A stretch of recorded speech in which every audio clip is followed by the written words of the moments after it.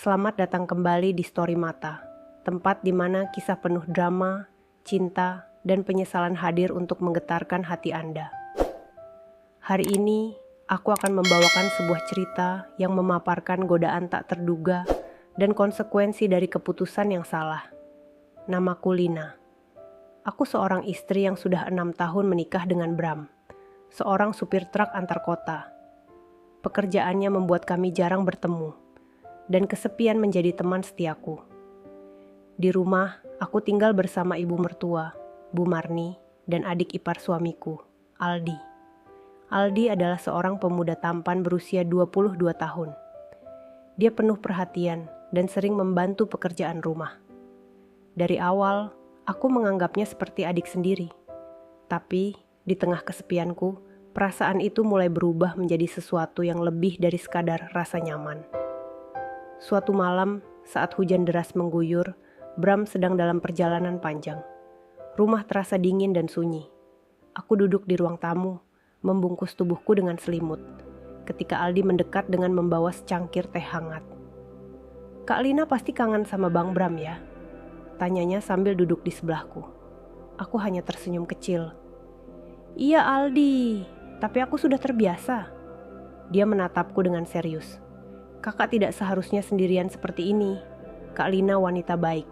Kakak pantas mendapatkan perhatian lebih." Aku terdiam.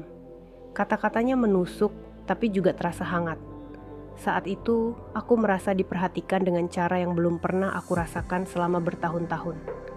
Hari demi hari, Aldi semakin mendekat.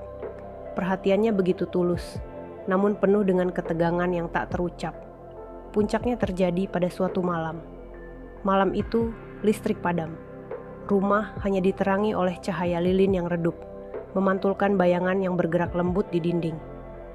Aldi dan aku duduk di ruang tamu, berseberangan, namun jarak di antara kami terasa seperti benang tipis yang siap putus kapan saja.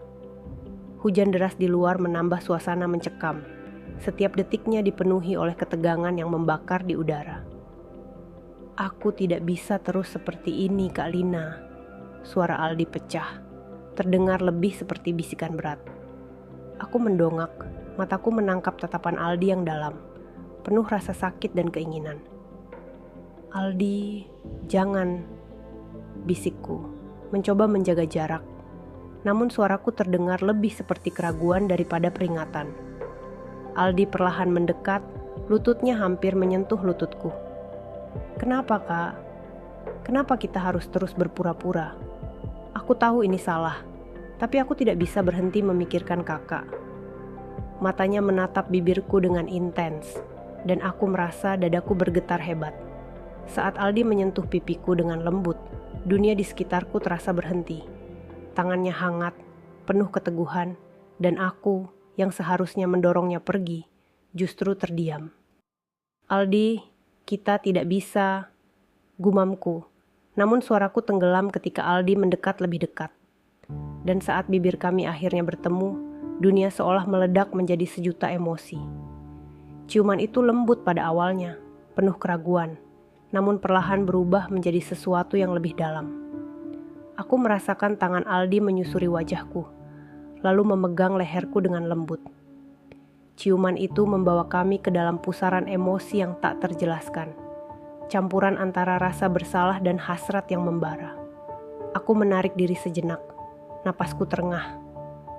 "Kita harus berhenti," kataku, meski suaraku terdengar goyah.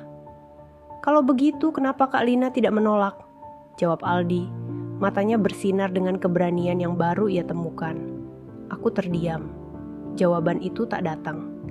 Sebaliknya, aku merasa diriku menyerah saat Aldi menariknya kembali ke dalam ciuman yang semakin dalam, semakin penuh gairah. Detik-detik berlalu, keheningan hanya diisi oleh suara napas kami yang semakin berat. Aldi memelukku erat, dan aku, untuk pertama kalinya dalam hidupku, merasa sepenuhnya diinginkan. Sesuatu yang lama hilang dalam pernikahanku. Aldi menarikku berdiri, tangannya dengan lembut tapi pasti menggenggam pinggangku. "Percayalah padaku, Kak," bisiknya di telingaku. Di bawah cahaya lilin yang temaram, aku mengikuti Aldi menuju kamar. Hujan masih deras di luar, menciptakan irama yang anehnya menenangkan. Namun hatiku bergejolak dengan ketakutan dan keinginan yang sama kuatnya. Saat kami masuk ke kamar, Aldi menutup pintu perlahan, menciptakan dunia yang hanya milik kami berdua. "Kak Lina," suaranya berat, penuh emosi. Ia mendekat, memelukku dengan intensitas yang hampir menyesakan. Aku merasa tangan Aldi menyusuri punggungku dengan lembut. Setiap sentuhan begitu berarti, setiap gerakan dipenuhi dengan kehati-hatian yang mendalam. Hanya dalam pelukan itu, aku merasa semua kesepiannya selama bertahun-tahun hilang sejenak. "Ini salah," bisikku, tapi tanganku sendiri meraih bahu Aldi, seolah mencari pegangan di tengah pusaran emosi yang menghancurkan. "Kalau ini salah, aku tidak peduli," jawab Aldi dengan keyakinan. "Yang aku tahu, aku ingin membuat Kak Lina bahagia, meski hanya malam ini." Kami berbagi momen yang intens, penuh sentuhan yang lembut namun tegas. Waktu seakan melambat, setiap detik dipenuhi dengan emosi yang mendalam. Tidak ada kata-kata yang kami ucapkan, hanya desahan dan gerakan yang berbicara. Aldi dan aku menyadari sepenuhnya bahwa kami melangkah di jalan yang berbahaya. Tetapi malam itu, hasrat mengambil alih segalanya. Di omen itu, suara pintu depan berderit pelan terdengar dari kejauhan. Namun dalam keheningan kamar yang dipenuhi hasrat, aku dan Aldi terlalu terhanyut untuk menyadarinya. Lampu kamar yang temaram memantulkan bayangan kami di dinding, menggambarkan sebuah adegan yang, jika saja aku bisa menarik waktu kembali, aku berharap tidak pernah terjadi. Aldi memelukku dengan erat. Bibirnya berbisik sesuatu yang tak mampu kutangkap jelas, karena pikiranku sudah berkabut. Di tengah momen yang intens itu, aku tak sadar ada keheningan lain yang jauh lebih dalam. Keheningan seseorang yang menyaksikan semuanya dari ambang pintu. "Lina." Suara itu rendah, namun beratnya cukup untuk memutuskan semua aliran darah di tubuhku. Suara yang sangat aku kenal, namun malam itu terdengar begitu asing. Aku terhenti, mataku melebar saat mengenali siapa pemilik suara itu. Bram. Suamiku berdiri di sana, tangannya mengepal kuat di sisi tubuhnya.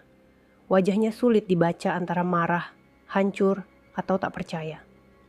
Matanya yang tajam seolah menembus jiwaku, membuatku merasa lebih kecil dari sebutir debu di ruangan itu.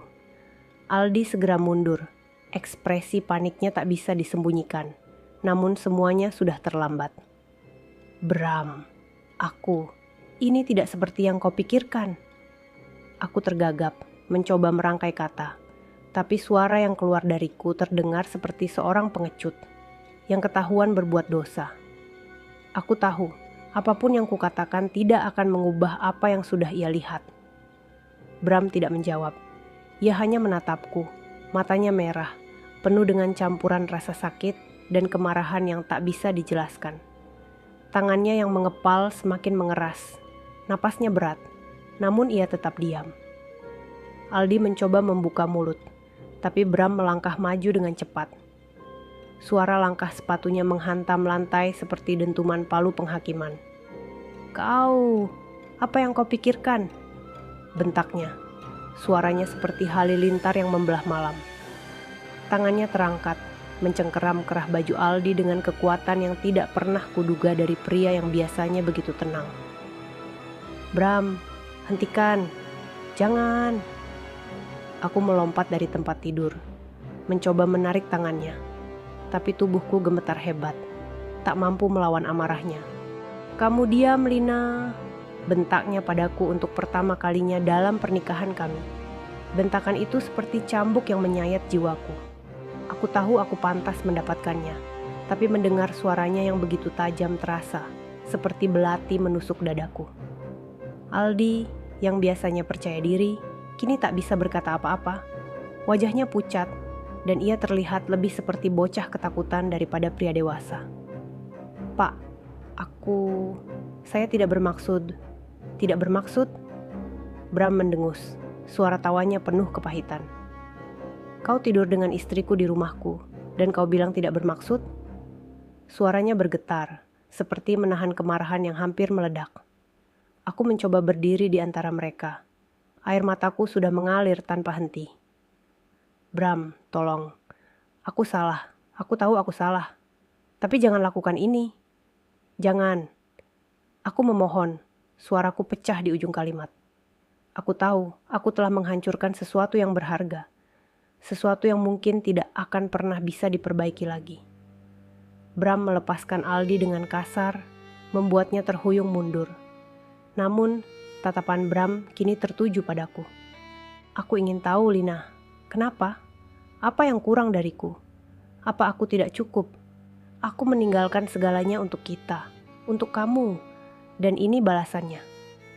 Pertanyaannya menghantamku lebih keras daripada tamparan. Aku tak bisa menjawab. Aku ingin mengatakan sesuatu, apa saja, tapi bibirku hanya bergetar tanpa suara. Rasanya seperti berdiri di tengah badai, tidak tahu harus berpegangan pada apa. Aldi, yang sepertinya sadar bahwa ini bukan tempatnya, mencoba menyelinap pergi. Namun, Bram tidak membiarkannya. "Jangan pikir kau bisa pergi begitu saja," bentaknya. "Apa kau tidak tahu dia istriku? Apa kau tidak punya rasa hormat sama sekali?" "Bram, cukup!" Aku berteriak. Tanganku gemetar saat memegang lengannya. "Ini salahku, jangan salahkan dia. Ini semua salahku." Bram terdiam, matanya beralih menatapku. Di balik kemarahannya, aku bisa melihat kekecewaan yang begitu dalam. "Ya," katanya akhirnya, suaranya meredup menjadi bisikan yang menyakitkan. "Kamu benar, ini salahmu. Aku percaya padamu, Lina. Aku mencintaimu. Tapi ini yang kamu lakukan." Suasana ruangan menjadi hening, kecuali suara hujan deras, di luar yang menambah drama malam itu. Aldi akhirnya melangkah mundur, tidak mengatakan apa-apa lagi, lalu berlari keluar dari kamar, meninggalkan aku dan Bram di tengah kekacauan emosional yang baru saja ia tinggalkan. Bram menatapku sekali lagi, lalu berbalik pergi tanpa mengatakan apa-apa. Aku berlari mengejarnya, tapi pintu kamar sudah tertutup dengan keras sebelum aku bisa menghentikannya. Aku terjatuh di lantai, menangis, menyadari bahwa dalam satu malam aku telah menghancurkan semuanya.